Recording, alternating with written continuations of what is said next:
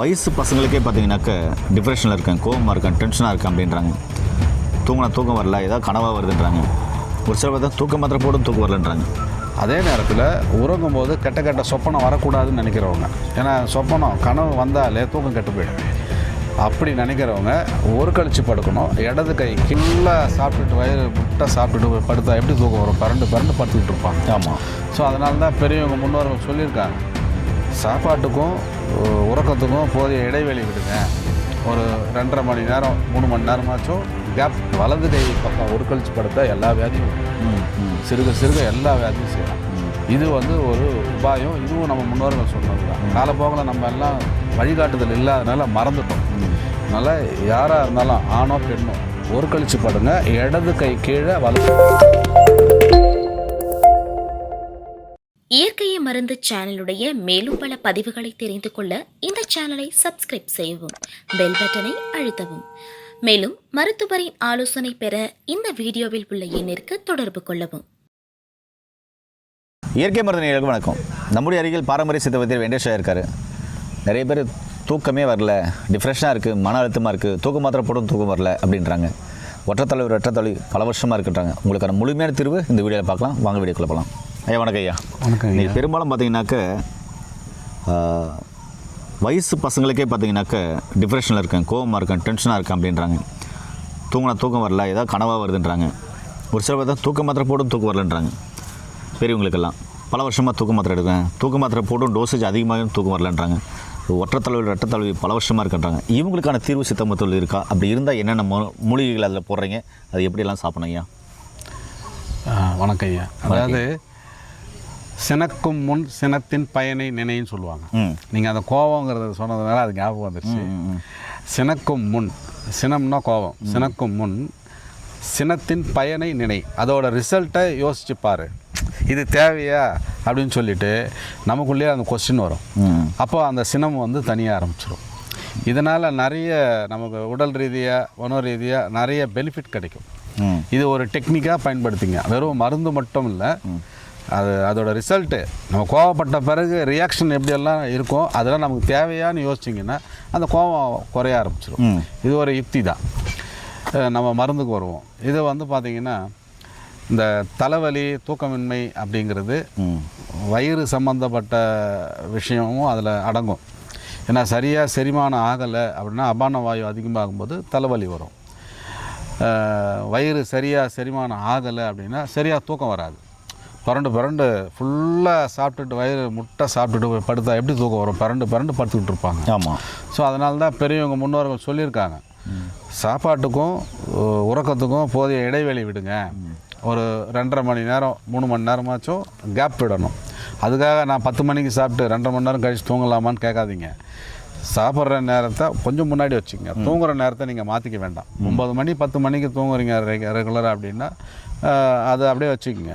உணவு சாப்பிட்றது மட்டும் ஒரு 2.5-3 மணி நேரம் முன்னாடி வச்சுக்கோங்க. ஒரு 7-7:30 சாப்பிட்டு முடிச்சுடுங்க. அதே நேரத்தில் உறங்கும் போது கெட்ட சொப்பனம் வரக்கூடாதுன்னு நினைக்கிறவங்க, ஏன்னா சொப்பனம் கனவு வந்தாலே தூக்கம் கெட்டு போயிடும். அப்படி நினைக்கிறவங்க ஒரு கழிச்சு படுக்கணும். இடது கை கீழே வலது கை மேலே. நம்ம கடைசி காலம் வரைக்கும் இதை மறக்கக்கூடாது. அதாவது லெஃப்ட் ஹேண்டில் தலை வச்சு படுக்கணுன்றீங்க. ஆமாம். ரைட் ஹேண்டில் படுக்கக்கூடாது. இப்போ லெஃப்ட் ஹேண்டில் தான் படுக்கணுன்றதுக்கு காரணம் என்னய்யா? என்ன காரணம்? ஒரு சில பேர் ரைட்டில் கூட இப்படி படுத்துறாங்க, இல்லை தலைகணை வச்சு படுத்துறாங்க. நம்ம இயற்கையாக நம்ம உடம்பு உள்ளே எப்படி அமைஞ்சிருக்கு அப்படின்னா, நம்ம சாப்பிட்ற உணவு இடது பக்கம் தங்கும். அந்த இடது பக்கம் இருக்கும்போது நீங்கள் வலது பக்கம் எப்படி தூங்கும்போது உணவு இங்கே நின்றுடும். சுரக்கிற ஆசிட்லாம் இந்த பக்கம் நின்றுடும். அப்போ ரெண்டும் ஒன்றா மிங்கிள் ஆகாது, ஒன்றா சேராது. அப்போ நொதிக்கப்படாது, ஃபெர்மெண்டேஷன் சொல்லுவாங்க. அது ஆகாது. நொதி இல்லாதனால சரியாக செரிக்காமல் அதிகப்படியான கொழுப்பு, அன்வான்ட் ஃபேட்டு, அன்வான்ட் குளுக்கோஸாக கன்வெர்ட் ஆகும். வியாதிங்கிறது அதனால தான் வருது. இந்த வலது கை பக்கம் ஒரு கழிச்சு படுத்தா எல்லா வியாதியும் வரும். சிறுக எல்லா வியாதியும் சேரும். இது ஒரு உபாயம். இதுவும் நம்ம முன்னோர்கள் சொன்னது தான். காலப்போக்கில் நம்ம எல்லாம் வழிகாட்டுதல் இல்லாதனால மறந்துட்டோம். அதனால் யாராக இருந்தாலும் ஆணோ பெண்ணோ ஒரு கழிச்சு படுங்க. இடது கை கீழே வலது கை மேலே, இடது கை கீழே வலது கை மேலே அப்படின்னும் போது உங்களுக்கு செரிமானமும் நல்லாகும். கஷ்டப்பட்டு வேறு சிதி சம்பாரித்து அருவாக சமைச்சு சாப்பிட்ற உணவும் உடம்புல ஒட்டும், அந்த சத்தம் உடம்புல ஒட்டும். வைத்தியருக்கோ டாக்டருக்கோ நீங்கள் செலவு பண்ண வேண்டிய அவசியம் இருக்காது. இது ஒரு விஷயம். இன்னொன்று, இடது கை கீழே ஒரு கழித்து படுக்கும்பொழுது கெட்ட கெட்ட கனவு வராது. ஏன் அப்படின்னா தூக்கத்தில் தான் மூளையிலிருந்து அந்த கபம் இறங்கி உள்ளே வந்து சேரும். நீங்கள் வலது பக்கம் படுக்கும்பொழுது அந்த பித்த நீர், அந்த கப நீர் வந்து இந்த பக்கம் தனியாக வர்றதுனால, அது உணவில் சேர்ந்து மலம் வழியாக வெளியே வரணும். ஆக்சுவலாக அது மிதமிஞ்சி போகிறதுனால கட்ட கட்ட கனவு வரும். இதெல்லாம் பெரியவங்க சொல்லி கொடுத்தா உபாயம். இதை பயன்படுத்திக்கிங்க. ஏன்னா நேர்களே, இங்கே என்னென்ன மூலிகை வச்சுருக்கான்றதை இப்போ பார்க்கலாம். இதை வந்து நம்ம உறக்கத்துக்காக கசகசாவும் கசகசா சடாமாஞ்சலும் வச்சுருக்கோம். கசகசா இது சடாமாஞ்சல், இது சடாமஞ்சள். சடாமாஞ்சல் இது உறக்கத்துக்காக. சரிங்க ஐயா. தலைவலிக்காக பார்த்தீங்கன்னா சிறுதேக்கு வச்சுருக்கோம்.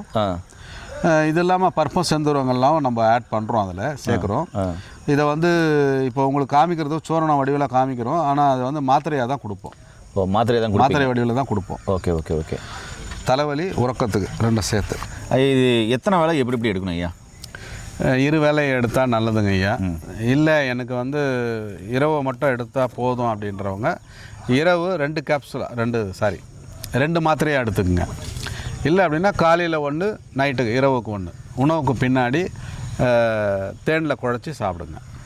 சரியா போகும். ஆமாங்க. ஏன் நண்பர்களே, பல வருடமாக ஒற்றைத்தலைவலி ரெட்டத்தலைவலி இருக்கா? தூக்கமின்மையா? தூக்கமின்மைக்கு மாத்திரை போட்டுருக்கீங்களா? தயவு செஞ்சு அதெல்லாம் எடுக்கிறது தான் எடுத்துக்கோங்க. அதோடு சேர்த்து இதையும் கடைப்பிடிச்சு பாருங்கள். இது உங்களுக்கு நல்லா ஒர்க் ஆகுது, நல்லா வேலை செஞ்சு அப்படின்னா உங்கள் மருத்துவ ஆலோசனை ஸ்கிப் பண்ணிவிட்டு இந்த மருந்தை கொஞ்ச நாள் எடுத்து இதுவும் ஸ்கிப் பண்ணிவிட்டு நோய் நொடி இல்லாமல் ஆரோக்கியமாக வாழுங்க. உங்களுடைய உணவியல் முறை, வாழ்வியல் முறை மாற்றுங்க. டயட் பிளான் சரிவிகித உணவு எடுங்க. நோய் நொடி இல்லாமல் ஆரோக்கியமாக வாழுங்க.